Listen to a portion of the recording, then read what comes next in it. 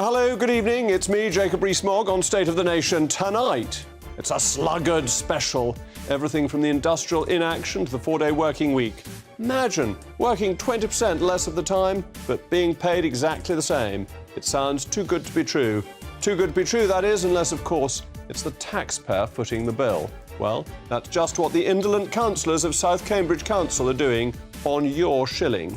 And after having had the temerity to increase your council tax.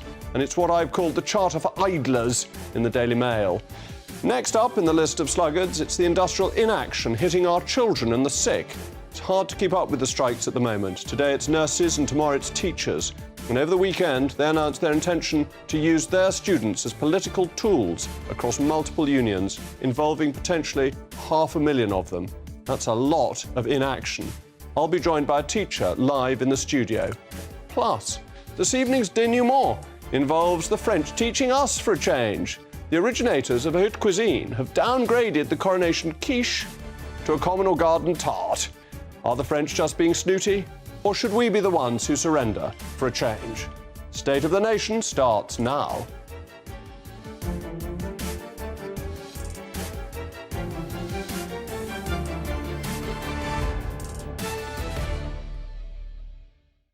We'll also be joined by our astute panel, our favourite socialist and former Labour MP, Mr Stephen Pound, and a certain former Brexit Party MEP who happens to share the same surname as me. As ever, I want to hear from you. It's the most important part of the programme. Email me, mailmog@gbnews.uk. But now it's what you've all been waiting for, the news with Polly Middlehurst.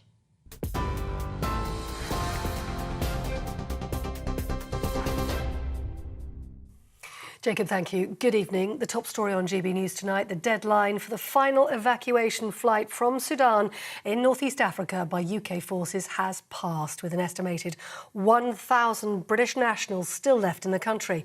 Flight tracking website Flight Radar tells us the flight is due to arrive in Cyprus at RAF Akrotiri just before 10:30 tonight. We'll be keeping tabs on that for you. Over 2,000 Brits on 24 flights have been evacuated from Sudan so far, with thousands of Sudanese fleeing across the border into Egypt. Sudan's army and the rival paramilitary force say they'll extend their ceasefire for a further 72 hours. It was originally due to expire this evening. Here, the General Secretary of the Royal College of Nursing has urged the Health Secretary not to be disrespectful to nurses amid their biggest strike yet. Pat Cullen's comments come as Steve Barclay said the industrial action was premature, as other trade unions meet to discuss the government's pay offer tomorrow. Staff in emergency departments, intensive care units and cancer care began their 28-hour strike yesterday. It ends tonight. The Labour leader, Sir Keir Starmer, has accused the government of not doing enough to stop the strikes sooner. Way back before Christmas, the nurses said, if you come in and talk to us about pay, we won't go on strike. The government sat on its hands for weeks and weeks and weeks, made a bad situation worse. So everybody wants to see that resolved. I think it is important to recognise the underlying causes of this, because nurses and many others have seen, a real drop in their wages and their living standards because of the cost of living crisis, and the government's got nothing to say to them about that. So I think, responsibility here lies at the door of number 10. Keir Starmer. Now, violence erupted in the capital of France today during the traditional May Day Labour March. The Interior Ministry says more than 780,000 people took to the streets nationwide protesting against a change in the retirement age. Police fired tear gas and used water cannon, with nearly 200 people being arrested. President Macron's government pushed the pension legislation through without a final vote due to what he called lack of cross-party support. Now here, the former US President Donald Trump visited his golf resort in Scotland today as building work for a new course began. At the ceremony, he named the course on the Meany estate after his mother. And stepping off his private jet in Aberdeen earlier, Mr Trump told waiting reporters it's great to be home. He was last in Scotland in 2018 when he was in office. He'll later visit his course in Doonbeg on Ireland's west coast. The brewing giant Heineken has pledged to invest £40 million into its UK operations, creating nearly 600 new jobs. The company runs around 2,500 pubs across the country through its Star Pubs and Bars brand. The brewing giant's expected to upgrade 570 of its venues, with a focus on what it's calling local, neighbourhood-style pubs. England's longest national trail is set to be renamed to commemorate His Majesty the King's coronation. Next week, the England Coast Path will officially be known as the King Charles III England Coast Path. It'll be a 2,700-mile-long trail around the whole of the English coast. 794 miles of the route is already open, and it'll be fully walkable by the end of next year. You're up to date on TV, online, DAB+ radio and on the TuneIn app. This is GB News, Britain's news channel.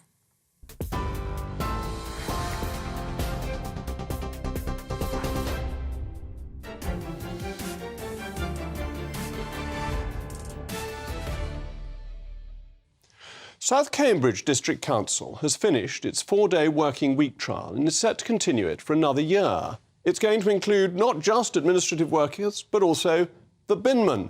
It's a fantastic charter for idlers. And we know that taxes are an all-time post-war high, but services are getting less good because people aren't working the time that they should. And it turns out that the good people of South Cambridgeshire are being used by guinea pigs. The Daily Mail's Martin Beckford has had an exclusive that reveals the chief executive, a certain Liz Watts, paid over £133,000 a year by taxpayers, has been doing a PhD whilst working as chief executive on the very subject of whether it's a good idea to work a 4-day week, and has as her laboratory the council that she is running. So not only are taxes going up, council tax gone up in South Cambridgeshire, but they're being used as guinea pigs for an experiment that probably means they're getting less good services. And this is mocking by local government of the British people who would expect to be receiving the services that they pay for. And it's not just about a 4-day week. It's about how do you provide services people want. People in South Cambridgeshire, according to the local MP, are complaining that they're not able to get hold of people on Mondays or on Fridays. Even some councillors have said that this is unsatisfactory. And it's across Whitehall, isn't it? We all know about this working from home lark, which is the same problem. People not going in to do the job that they are paid for and not delivering the services that people need. And local councils have been building up huge amounts of debts. They're not doing this on a cost-free basis. Billions of pounds have been racked up in debts, and they're not delivering services. And how can it get better if people are taking 1 day in 5 off? How are the bins going to be emptied on time if the binmen aren't working and are paid the same? It will lead to even more increases in council tax. Now, it won't surprise you to know we asked South Cambridge District Council for a spokesman to join this programme or to issue a statement, but it's probably not a working day for them, is it? So therefore, of course, the service isn't being delivered. They can't even defend what they're doing themselves. But do look up that extraordinary exclusive about the chief executive using South Cambridgeshire as her own pet laboratory. But of course, I want to know what you at home think. Get in touch, email me, you know it off by heart, probably better than I do, mailmog@gbnews.uk. But with me now is a particularly percipient panel. The great and famous socialist with a degree in industrial action, Mr. Stephen Pound, and the former Brexit Party MEP, my kinsman, Annunciata Rees-Mogg, to whom I'm related but only by blood. Annunciata, are you as shocked as I am that they think you can do 4 days for the same pay as 5 days? That's the real problem, isn't it? I don't know that I'm shocked. I'm appalled. That I think it is taking the taxpayer for granted that it is already impossible to get through to all sorts of services at a local council, Monday to Friday, 9 to 5. If you're going to have 20% fewer people around, cutting 1 day a week effectively does that, it's going to mean it's even harder for taxpayers to get through to the services that they require, that these jobs still need to be done, bins still need to be collected. You can't just shut up shop and deliver the service that taxpayers are paying ever more for. Well, I think the defence of the binmen is that they were giving it initially only to the clerical staff, and then they realised that was very unfair, as with working from home, which was very nice if you were in a white-collar job, but not so great if you were in a job that actually needed you. We don't get, I mean, refuse collectors always used to run a thing called task and finish. In West London, which basically meant you started at 6 o'clock and, you finished when the job had been finished. But look, this reminds me of the apocryphal trade union leader and, saying to his members, brothers, I've managed to get a marvellous deal. He says, from now on, we only work on Wednesdays. And this voice comes up from the back, what? Every Wednesday? But, I mean, I seem to remember there was a very senior government cabinet minister once who actually went round offices looking for people who were actually in their job, occasionally finding coats on the backs of chairs and everything. The problem I have with this, Jacob, is that if you're going to say we're going to reduce to a four-day week, then where does it stop? It carries on, and before we know where we are, we're in France. And the real difficulty is you cannot simply have 1 day of the week, or 3 days of the week, in fact, we can't the weekend, when the refuse isn't collected. It isn't on. It's the one thing which is absolutely fundamental. I mean, I would love local government to be based on some lofty ideal of environmental purity and, the state of the world and everything. But in fact, it's whether the bins get emptied. And on a 4-day week, it doesn't work. And that's right, it's the delivery of public services. It seems to me this is something where people are dissatisfied at the moment, that the Passport Office, the Land Registry, DVLA is not delivering the service, and now councils following in the idle footsteps of Whitehall. Well, we've got an election later this week, and I think there might be quite a strong message to councils that up and down the country, whichever party runs them, services are not being delivered as the people who pay for them expect. And South Cambridgeshire is taking this one step further and guaranteeing it will not and cannot deliver the services people want. And how can you possibly have the same productivity only working 4 days? This is the mystifying bit, that how can you demand the same amount of money for such a cut in work? There are people who work compressed hours, but we haven't heard about these councils extending the 4 days to mean that instead of 9 till 5, it's 8 till 7. To make it easier for people who are at work themselves to get hold of the officers sitting there making the decisions and providing the information that council taxpayers require. You can't, therefore, within the same hours in each day, fit in more work. And this is the issue my constituents raise with me, is that they cannot get hold of people on Friday afternoons. There's nobody left working in the office, even on current hours, and that you simply make Friday part of the weekend if you... Well, but as you know, in local government tradition, it's known as Poets' Day, which is push off early, tomorrow's Saturday. But, I'd be very depressed if it's not always push off early. No, I know, I'm aware of that. But no. You've got a lady on, so you weren't... Precisely so, yeah. And many viewers... It's a family show. Yeah, but look, the absolute point here is that I think there's a real difficulty in actually accessing council services anyway. And nowadays, that's one of the most common complaints I get, is that you just simply can't get through to a person. You need to speak to either a computer. And, a lot of my former constituents, elderly people who are not computer literate, have real difficulty about that. I think the outward-facing problem that it's actually an issue in local government is precisely that. And what we're doing in sort of my part of the world, in Ealing, is actually setting up these hubs to try to revive the libraries, where we can have like a one-stop shop where people can actually come in.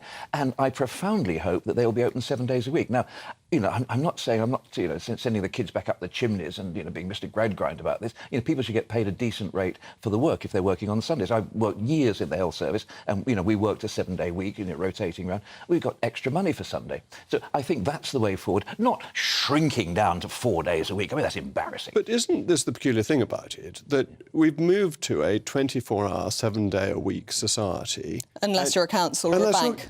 Unless you're a council or a bank. Yeah. Yes. And or the civil service. Or the civil service. And that expectations from consumers, from voters, is of a 24-hour, 7-day-a-week service. And there are these outliers that simply don't provide it. And surely we need some political gumption to change that. Well, I think we had the chance. Well, I put some notices around. I didn't get very far.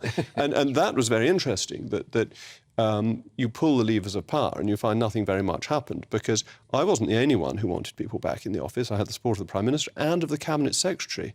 The permanent secretaries, by and large, wanted people back. Yeah. But I think there's a rank of middle managers who are quite comfortable at home, and they're the ones who aren't insisting that people more junior come in. What was that case in the paper this week about somebody said that he was suffering some dreadful psychic shock about, the journey to work was awful. It was traumatising, the poor person, because it was awful, having to travel on public transport. It's absolutely outrageous. How can they even think of sending somebody to that? But look, you're absolutely right, Jacob, about the 24-hour week. I've just purred in on the Elizabeth line for, and that is staffed by people working on today, which is a bank holiday, negotiated their pay, with the employer, absolutely happy with that. But the point being, you wouldn't have had these services running on a Sunday, certainly in my lifetime. And we've now got it. And I think people have got to realise that. And I like the idea. I mean, certainly, Hillingdon is not a Labour council. I'm not naturally sympathetic towards it. But they have libraries open on Sunday. And fair play to them. Yeah. I think we should have more. And this is really important, that people's lives have changed and that it's no longer a society that thinks you should be able to do your shopping in the morning with a break for lunch and then again in the afternoon. Wednesday afternoon early close. Wednesday afternoon early closing. In Lincolnshire, we still have. Well, you still point at planes, don't you? Still has early closing in two of my local towns. Absolutely serious. Yep. Still vote for the yellow bellies, I say. Well, so it's not always the private sector that has the one-upmanship on this. It's not, but the pressure has changed and our politicians have to reflect life has changed. Well, I certainly agree with that. Thank you to my panel. We'll be hearing again from them shortly. But remember, we want to know your thoughts. How do you feel about your taxes funding 4-day work weeks? mailmog@gbnews.uk. Coming up, could Britain's students be facing one of the largest industrial inactions the country has ever seen? Oh, and don't forget, it's the great debate, to quiche or tart or to flan, to paraphrase Shakespeare. That is the question. I'm not sure about that. Stop it. It's all about family, being in people's living rooms, all the interaction and getting to know who our viewers and listeners are. When I was young, my dad used to say, no, stop arguing. I wanted an outlet that would enable me to give my opinion. People are going through a really hard time right now, and I know that you don't feel like you're being listened to by the establishment. I came to GB News because it's the People's Channel, and I want the audience to have their say on the events of the day. We're dynamic. We do something different. Democracy shows that the wisdom of the nation is in its people. I get to travel to find out what the story is from a personal perspective. The British people aren't fools. We know when we're not being told the full story. We've got to work out how Britain moves forward from this. It's the best country in the world. The establishment had their chance. Now we're here to represent your views. Britain's watching. Britain's watching. Britain's watching. We're proud to be GB News. The People's Channel. Britain's news channel.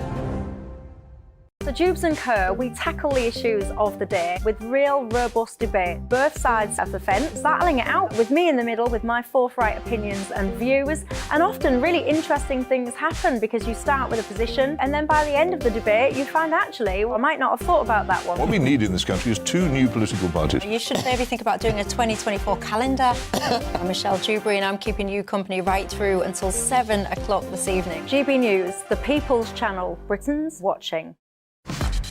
Start the day with GB News. We catch up on all the big stories you didn't hear the night before. And take a look at what the world's talking about this morning. That's right, Monday to Thursdays from 6 o'clock. It's Breakfast with Eamon and Isabel. Straight after breakfast, join us, Bev Turner and Andrew Pearce. We're going to take you through till noon. We'll be tackling the big topics of the day, including the things that the other channels just won't talk about. If it's happening here. Wake up to mornings on GB News, the People's Channel. Britain's news channel. I'm Simon Evans. Join me on GB News for Headliners at 11 p.m. What's the scoop? I'll be joined by 2 of the country's top comedians. That's right. As we take a look at tomorrow's newspapers tonight. We're going to get into trouble. If it's a big story, we'll be covering it. Spill some tea on him. There we go. But we'll also have some fun. I wouldn't stick up a bank. My father didn't love me. So anyway. Headliners every night from 11 on GB News, the People's Channel, Britain's news channel. Saturday nights on GB News. From 6 p.m, I'll give you my unique take on the world today. Then at 7, it's me, Calvin Robinson, with my Common Sense Crusade. New to GB News is the Saturday 5. 5 times the opinion. Join us every Saturday from 8 p.m. as we debate the week's stories. With us 4, plus a special guest. And at 9, of course, it's Mark Dolan Tonight. Saturday nights on GB News, the People's Channel, Britain's news channel.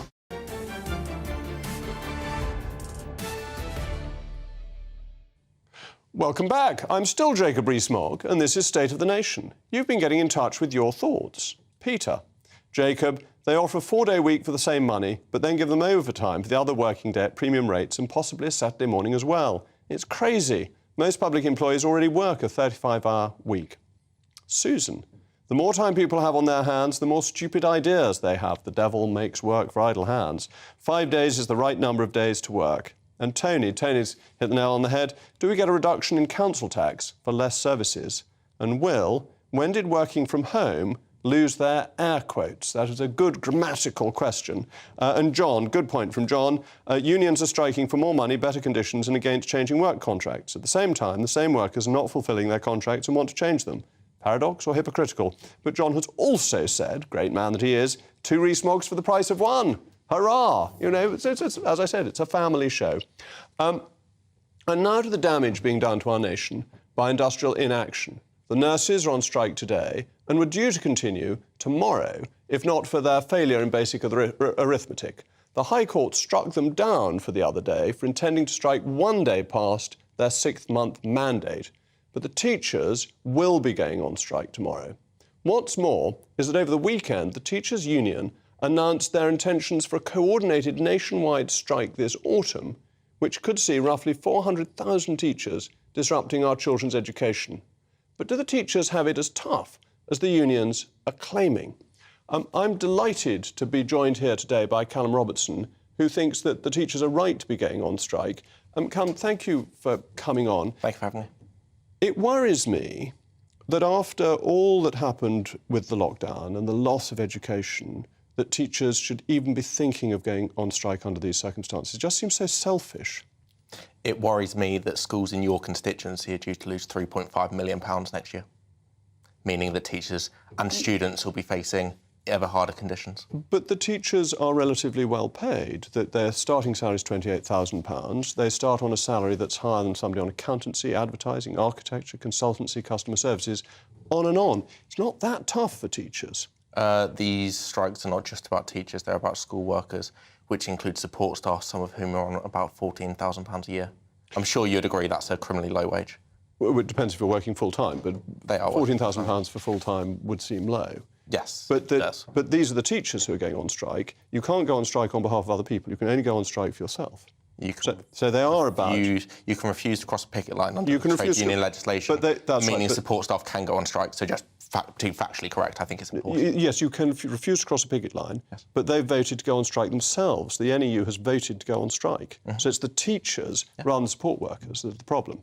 So you define it as a problem. I define it as using the IFS, which I think we can both agree is a perfectly fair barometer of actual... Well, I don't think it's particularly impartial as it happens, but that's a debatable point. It does sort of back your government quite often. £6,600 a year have been lost annually by experienced teachers since 2010. But nobody's actually lost that, have they? That teachers have been getting grade increments. So this is a theoretical figure over a teacher who doesn't actually exist as an individual. No, they do. Any teacher on M6 back in 2010 who's still on M6 now, which is the top grade for teaching. But most teachers actually get grade improvements. And so you've had increases in teachers' salaries because they've been promoted. So you can find one or two. I can see where you're coming from. But that actually most teachers get year in, year out increments as they get promoted, as they become more experienced teachers. I can see how you'd come to that conclusion. So the teacher basically pay scales you start on M1, which is 28,000 for those outside London, moving up to M6. Which is £38,809. That's not a bad salary. For a highly experienced teacher. Now, that is capped off for M6 teachers by the government and by schools. If you'll let me finish, it's capped off, which means that actually you could have a teacher with 20 years' experience, an excellent practitioner in the classroom, imparting knowledge onto students, with students getting fantastic outcomes who's not eligible for a pay rise. But actually, the average classroom teacher salary is above M6. It's £39,000. So that people are clearly getting other increments. The average leadership teacher salary is £57,000. So there are promotions for teachers that mean they are pretty well paid. There are options to take promotion, but what happens if you want to stay in the classroom as an excellent practitioner? Well, that's why I say that the teacher salary in the classroom is higher than M6, so they don't get stuck at M6, because that's the average. That includes all the M1s to M5. who are getting these lower pays. That's an average, so obviously... Of classroom teachers. So you were saying they got stuck at M6, but they don't. Your government is a fan of maths until 18, and I do genuinely support them on that. Now, your maths at 18 and laws of averages will tell you that actually if you take many people who are above... in leadership positions... This is classroom teachers. Right. So just out of interest, how do you define a classroom teacher? Your figures. How do you define a classroom teacher? Well, classroom teacher is obvious, somebody who's teaching in the classroom. So this is... Right, but head teachers teach in the classroom? Very rarely. No, most the head teacher of my school teaches... But if we want to come on to head teachers... Jacob, just to correct you, that's factually inaccurate. But if we want to head teachers in the UK teach on average about 20% in the classroom. If we go to head teachers, our head teachers, other than Luxembourg, are the highest paid in Europe. Do you not want well-paid people teaching us? I don't want them going on strike when they're well-paid. Just head teachers aren't going on strike. Well, they're voting for it, actually. That's just been announced. They're voting for industrial action. Yeah, well, industrial inaction, because it's clearly not action, is it? It's striking. Of going on strike. Idleness. Leaving aside the slightly superfluous point, Jacob. But I think it's really important. They are the highest paid other than Luxembourg. So why are they even voting to go on strike? So they are under even legislation, such as the minimum service legislation, allows them to ballot for industrial action. Now, surely a man such as yourself would not wish to deny people their basic civil rights to go on strike. It's a completely different question. Just because somebody's allowed to do something doesn't mean it's right to do something. You'll have to expand slightly on that. Well, you're saying they've got the right to. Nobody's denying they've got the right to. Your government's tried to with the minimum services bill. What we're debating is whether it is right for them to do it. And I'm saying it's absolutely wrong for well-paid headmasters and mistresses to go on strike. Best paid other than in Luxembourg. Now, head teachers are well remunerated for their roles.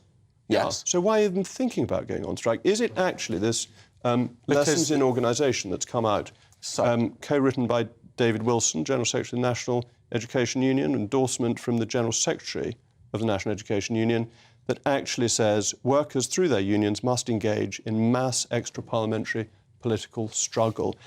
It's not actually about pay. It's about trying to stop the democratic forms of our government working properly. No, it's about pay. So how do you defend this book? I'm not here to defend that book. But that's by the National Education Union that is leading the strikes. I'm here because I work hard and my colleagues work hard and we want a fair pay rise that is not undermined by the inflation that your government keeps perpetuating. What do you say to David Wilson, who in this book has called for to explicitly confront the corrosive nature of neoliberal ideology? Is that what teachers are going on strike for? No, as I've just said for the third time, Jacob. But it's the NEU which is leading these strikes. And has voted for strikes. He is entitled to that opinion. Well, it's supported by the General Secretary, Kevin Courtney. He's entitled to that opinion. I have no issue with him having that opinion. I happen not to agree with that. What I would like is a fair settlement for teachers, where teachers aren't losing £6,600 a year. But this is a politically motivated strike, because actually we know we've established teachers are pretty well paid. Head teachers very well paid. Right, but head teachers aren't on strike at the moment. But they're having a vote for it. Yeah, which might not succeed. You know, that is true, but they shouldn't even be voting for strike when they're so well paid. It doesn't just seem greedy. If you're getting up to £150,000 a year to be voting to go on strike, it's pretty greedy, isn't it? If you look at the roles of head teachers on £150,000 a year, they are in charge of well more than one educational establishment. Well, it seems to me if you've got £150,000, you shouldn't be going on strike. But thank you, Callum. Coming up next, the aviation industry seems to be winging it. They're pledging €800 billion, that's quite a lot of pounds too, on meeting net zero targets, and we'll be discussing the ludicrous way they've been trying to do it. And don't forget, our allies across the Channel have been protesting all day, but they also found time to come after our Coronation quiche. Is it a quiche, a tart or a flan? Stick around for your non-stick pan for the poll results shortly.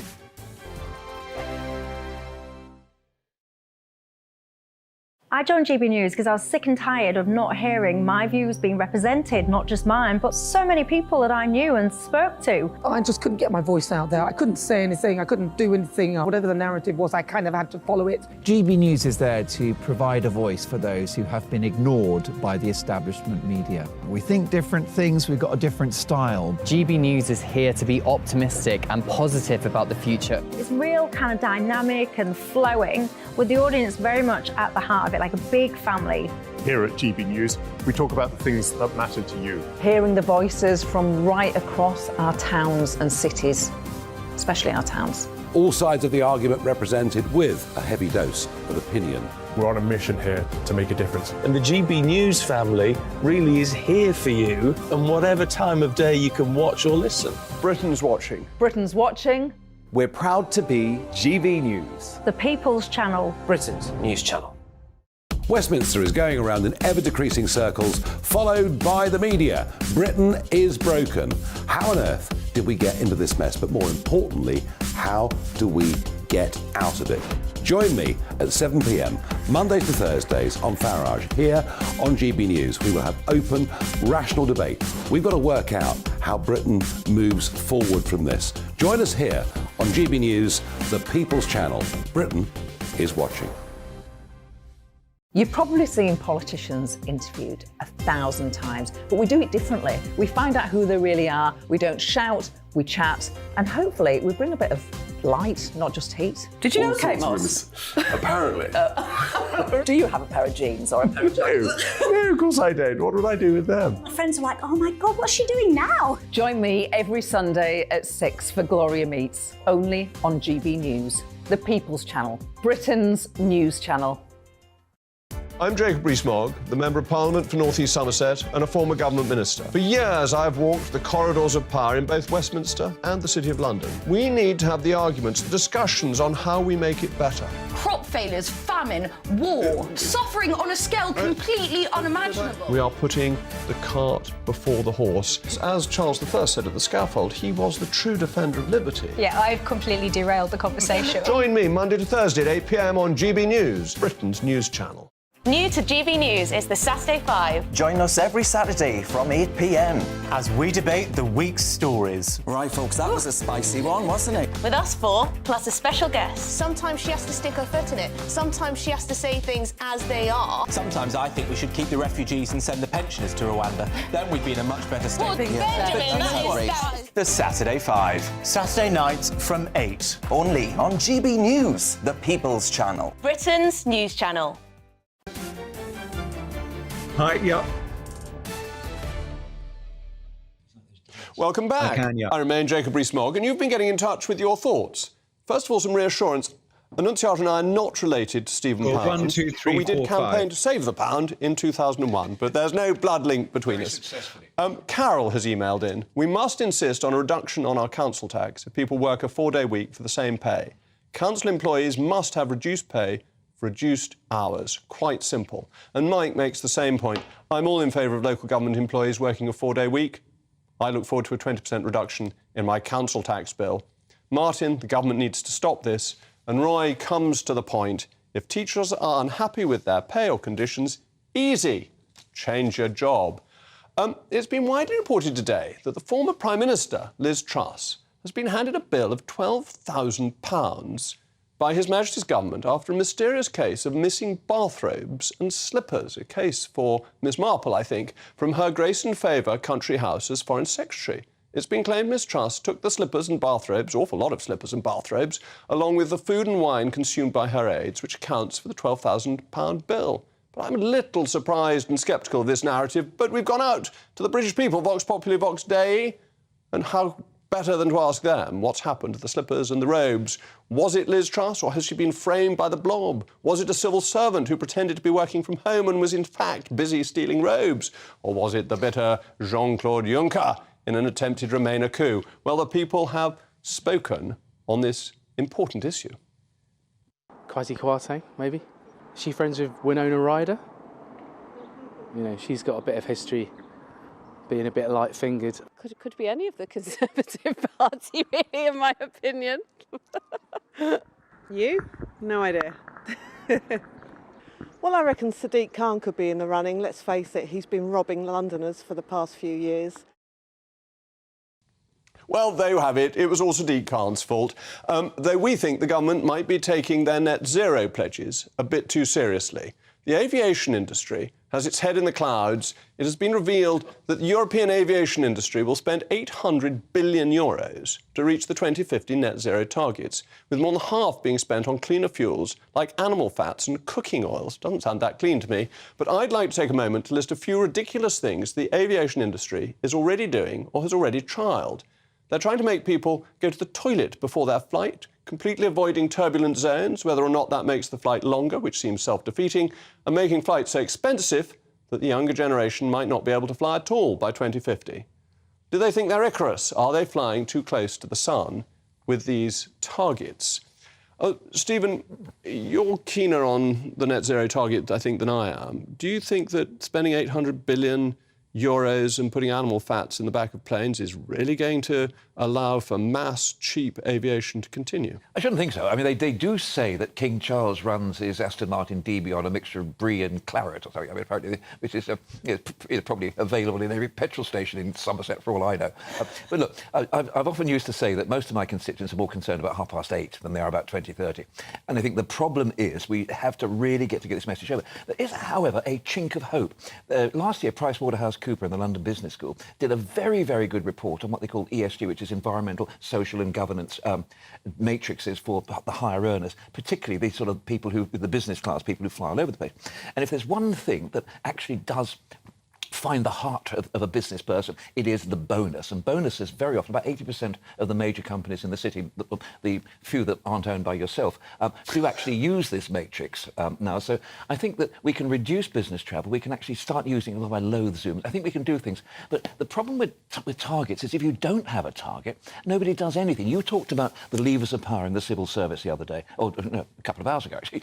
And absolutely right, that is the problem. So I think targets, they can be defeating if they're impossible, but you have to have some sort of target. And I think we all agree, Jacob, surely we do have to actually reduce our consumption of fossil fuels. The thing that worries me is that if this is all said, the rich can carry on. They'll be able to afford flying. They'll be able to afford the extra cost of flights and fuel and so on. But all those people, my constituents who are on the minimum wage, who enjoy a holiday in Spain, who fly there on EasyJet, will find that they can't afford it. And it's pricing people out of things that give them great pleasure. And I just don't think that's It's an excellent fair. socialist argument, and I'm delighted to hear it from you. And I remember the famous Labour cabinet minister who said that, when we were elected, people say, are we going to abolish first class? He said, no, we're going to abolish second class. Yeah, but the reality is, if you look at BOAC and BEA back from the 50s, where, some stewardess would come on and give you a glass of chilled champagne and a damask tablecloth spread across your lap and bring you a packet of cigarettes, readily opened. And then along comes Freddie Laker. Along comes, absolute revolution. And the sort of people I represent, the sort of people who are my family, could suddenly go to Torremolinos. And that's really exciting. Right. That's positive, and all this net zero will stop people getting the Laker advantage. And so I'd better bring you in, because you've done some work on fuels, I understand it. I happen to have looked a little into replacing the current aviation fuel with more environmentally friendly biodiesels. And it can't be a straight swap. So there will be 5% increments. And they're not even at the point of doing that for long haul, because it is not as an efficient type of fuel, and the weight balance to the efficiency of the fuel is incredibly important if you want planes to stay in the air, which I think we all agree you do. So we're not there. But I think it's another example of targets putting the cart before the horse. Why set targets for things we can't yet do until we can do them, so that they don't price everyone out of it and the technology is readily available and affordable? So you want the technology first? Because I've certainly found with E5 rather than E10, I get about 10% better miles per gallon with E5. And the E10 simply provides more costly driving. I mean, it's a slightly discount price, but it's less fuel. My local petrol station only does E10, and my fuel efficiency has gone down by about 10%. And that's the point about putting the cart before the horse. We haven't got the technologies ready. Well, two things. Firstly, I mean, this is what they said about lead in petrol. They said, oh, you can't do that. You can't have, nobody will get, because, you have to get rid of your Triumph Bonneville 650. You can't do that. And we don't have lead in petrol, and the country's a better place for it. But we used to have a thing called BATNIC, which was best available technology not entailing additional costs, extra costs. And that's what we need. There has to be a balance. And you could do that a little bit less posturing and a little more pragmatism. But also, we suddenly discover that the government puts subsidies and tax incentives to use something like diesel, and then they discover it's much worse for us than the petrol it was supposed to replace. And I think we keep pushing these ideas, or certainly the politicians keep pushing these ideas upon people that are A, more expensive, and B, not really tried or tested. You didn't really think for a minute that the man in Whitehall knew best, did you? No. Oh, good. but the diesel scandal is one of the it's horrendous. Great scandals of our time that's led to tens of thousands of early deaths because of particulates in the air. That was the EU, the British government and the German car manufacturers combining together because the British government was concerned about carbon dioxide emissions and forgot about particulates. And this has had real damaging effects on people's health, but it was all sold as a green adventure. Well, we hardly knew about particulates before, and we certainly do now. But my son, who is an electrician who drives around, he cannot operate on any other basis except from the back of his van, which is a diesel van, which has got all his tools. And he said the government were asleep at the wheel when this happened, because they simply didn't do the drill down. They didn't actually do the due diligence. They didn't understand what it actually meant. And I think you're absolutely right. If the post office scandal is one of the greatest of the last 20 years, this is up there with it. Yes, I absolutely agree with that. And the post office scandal is the Dangerous Dogs Act wasn't very good either. But it didn't really matter, the Dangerous Dogs Act, whereas diesel had an effect on people's health. Good point, yeah. And now we're hitting people with ULEZ that squeezes them when they were doing what the government told them to do 20 years ago, which is one of its fundamental unfairnesses, in my view. Completely. When we choose our words with care, I think we're almost in the purdah period at the moment for the elections, aren't we, sir? We're all right on the GLA because there are no elections. There's no election. There's no election there, so we can be quite free about that. And I think you'll find that ULEZ is spreading its tentacles Oxfordwards. Well, and they've already got it in Bath, and Bristol is implementing one, or has just implemented one. And Cambridge. It had to be Cambridge, didn't it? And Birmingham has got one.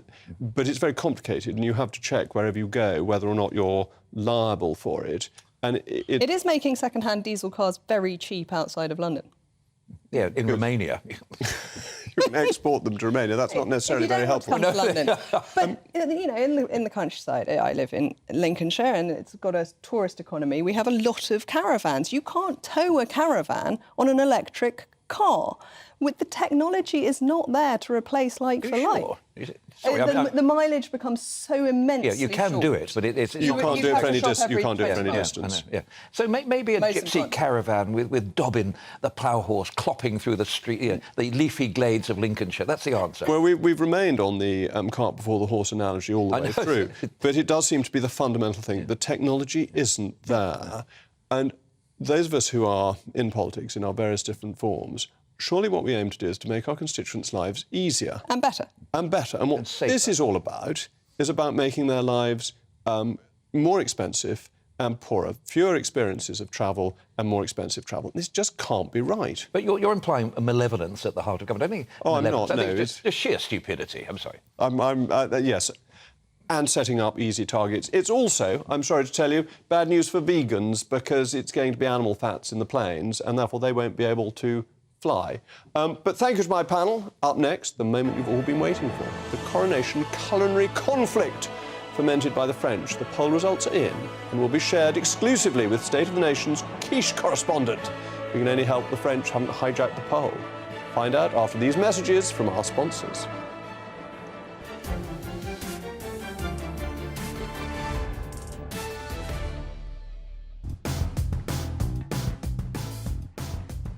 Coming up on Dan Wootton tonight, in a bombshell UK exclusive, Samantha Markle reveals all about Meghan's alleged attempts to destroy her ailing father's life as she makes a public plea for the Duchess not to overshadow the coronation.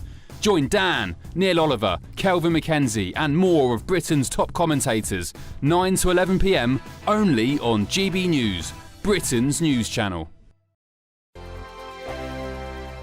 Monday to Thursday nights on GB News. At 6, it's Dubes & Co. 7 o'clock, Farage. At 8, join Jacob Rees-Mogg. And at 9, Dan Wootton Tonight, followed by headliners. On TV, radio and online. This is GB News. First and foremost, I'm a GB News fan, and I was before I was working here. Just love the fact that we're asking the questions that a lot of establishment media won't ask. With a bit of a twist, we not only want to inform you, but we want to keep you entertained. It's worth the drive because you get in and the team's all ready and waiting, they're itching to go, and it's a proper little family. GB News is the people's channel. It's the audience that makes the programme sing. We're giving our viewers and our listeners a voice. I see the thousands of your letters, tweets, emails, you name it, coming in. Britain is broken. How on earth did we get into this mess? But more importantly, how do we get out of it. The establishment had their chance. Now we're here to represent you. It's time for something different. It's time for GB News. I'm very patriotic. I believe in Britain. Our best days lie ahead. Britain's watching. Britain's watching. Join us here on GB News. The People's Channel. Britain's news channel. Join me, Patrick Christie's Monday to Friday, 3 till 6. We tackle the day's news agenda like you've never seen before. It's high tempo, high octane, the most controversial topics, and the best guests. You will not be able to take your eyes and ears off it. I'm not afraid to ask the questions that you really want answered. 3 till 6 p.m, Monday to Friday on GB News, the People's Channel, Britain's news channel. GB News has its own late-night paper preview show, Headliners, where comedians take you through the next day's top news stories. You don't have to bother reading the newspaper, we've got it covered for you. Headliners, every night at 11 p.m, and repeated every morning at 5 a.m. We won't send you to sleep like some of the other paper review shows out there. GB News, the People's Channel, Britain's news channel. Join me, Camilla Tominey, on Sunday mornings from 9:30, taking the politicians to task and breaking out of SW1 to see how their decisions are affecting you across the UK. Bursting the Westminster bubble every Sunday morning, only on GB News, the People's Channel. Britain's watching. Hello, I'm Calvin Robinson. Do not miss my Common Sense Crusade Saturdays at 7 p.m. Join me for some in-depth discussions on faith. Is that not the start of the slippery slope? It's very much so. And the big moral questions of the day. I'm baffled. You've got some nerve. Only on GB News, the People's Channel, Britain's news channel. I'm Andrew Doyle. Join me at 7 o'clock every Sunday night for Free Speech Nation, the show where I tackle the week's biggest stories in politics and current affairs with the help of my 2 comedian panellists and a variety of special guests. Free Speech Nation, Sunday nights from 7 on GB News, the People's Channel, Britain's news channel.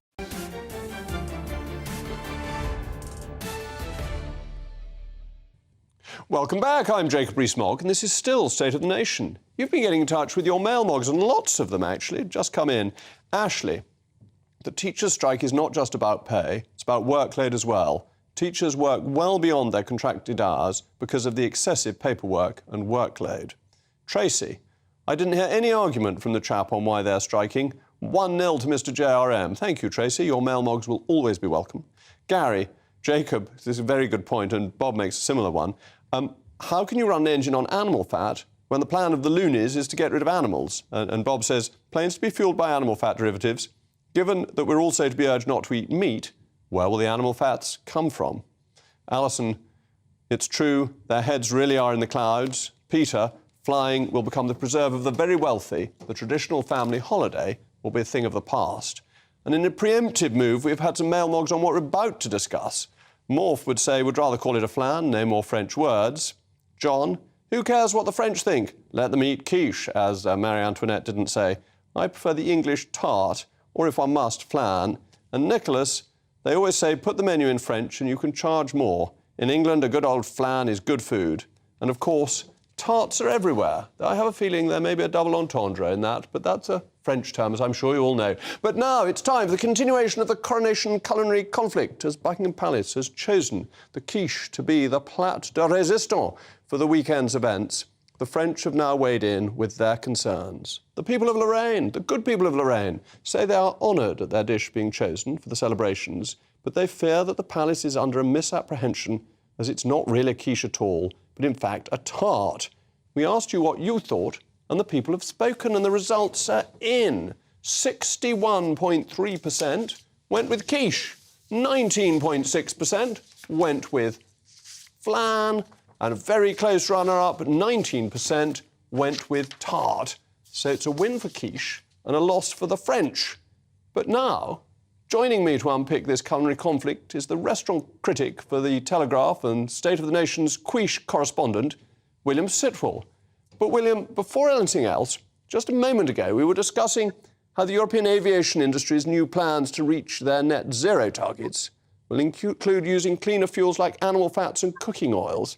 And I know you've always been very friendly with vegans and are probably very concerned about how they'll be able to go on holiday if they've got to fly on an aeroplane fuelled on animal fats. I just wonder if you might have a message for your vegan friends. Listen, as you know, I don't like to kick vegans.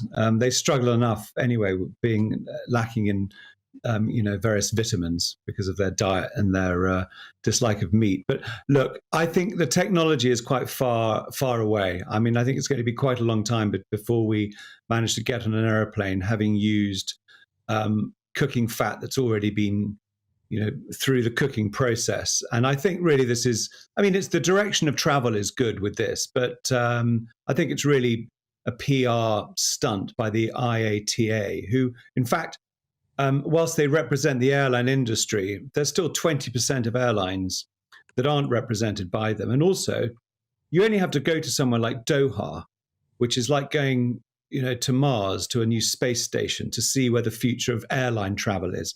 It's vast. Saudi Arabia are about to launch a new airline. They've just put in, I think, the biggest ever order for aircraft for a new airline and hub in 6 years' time. Are they going to be putting cooking fat in their airplanes? I think it's highly unlikely. So I think it's rather like, recycling a Coke can, knowing that most of Asia isn't. So this is good news for the vegans who can sleep calmly and safely tonight, safe in the knowledge that they'll be able to fly with Saudi Arabian Air on new aeroplanes fueled on oil. But let's go on to our favourite subject, as you're now the State of the Nation's quiche correspondent. Do you think it's a quiche, a flan or a tart? And what do you have to say to the French who are challenging our definition of it? Well, it doesn't matter what we call it, because one of the great things about the food world, and it's something I embrace, is the cultural appropriation and the bastardization of dishes. We would have no evolution of food if we didn't pinch ideas from other countries, mold them, regurgitate them, and create new. Well, I hope we're not going to regurgitate them. That sounds pretty disgusting if it's food.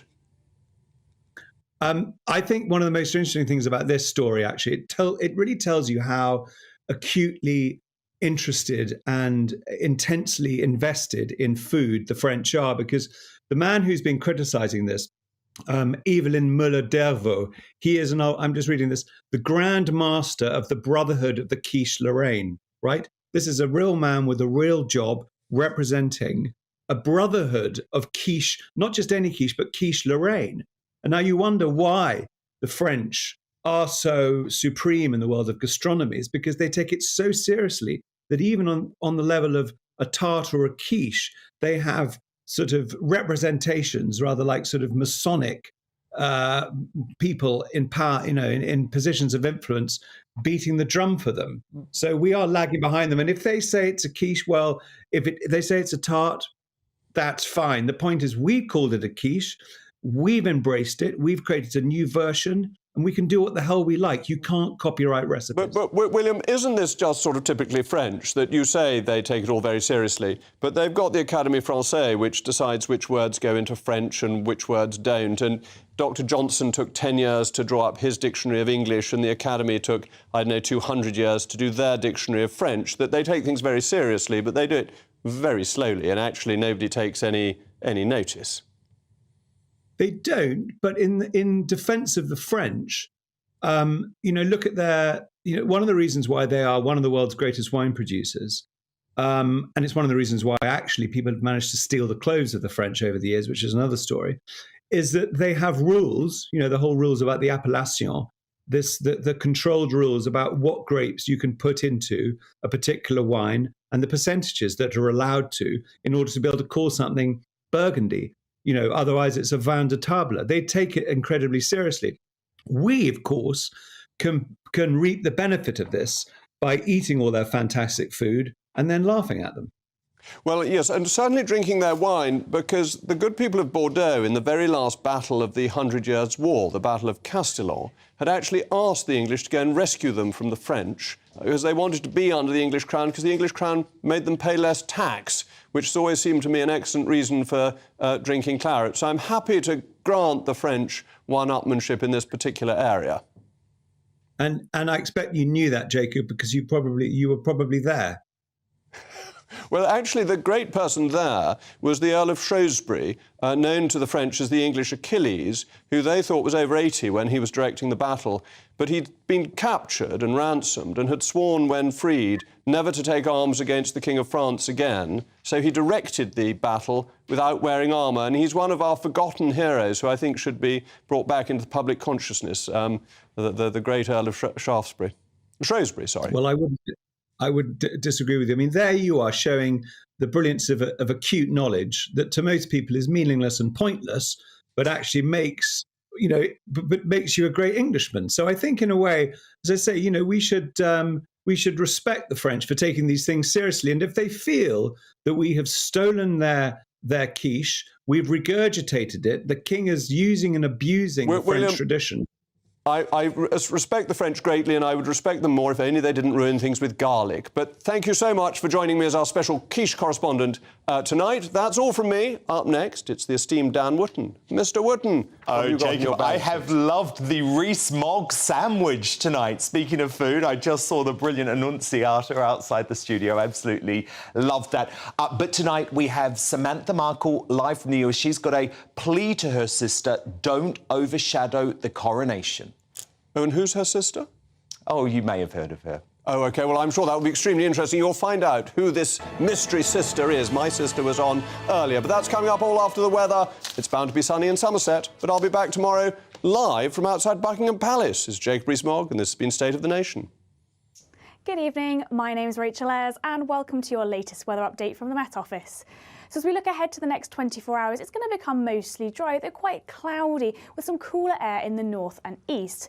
And this is all due to low pressure that has been dominating our weather through the weekend, moving away to the east, allowing high pressure to build from the southwest, bringing us a settled few days. But back to the detail for tonight's weather, and a band of cloud and some outbreaks of rain will spread southwards through this evening and overnight, bringing a cloudier night for much of England and Wales. Across Northern Ireland and Scotland, where there's clear spells, temperatures will drop quite readily, and we could see a local rural frost here. A milder start to Tuesday further south, with maybe some mist and fog around as well, but this will lift and break through the morning to allow for some sunnier spells, particularly in the west and into the afternoon. Though we could also see some spits and spots of rain in any thicker bits of cloud. Temperatures tomorrow for many will be similar, if not a touch down compared to today, but especially feeling cooler down North Sea coast, where we've got northeast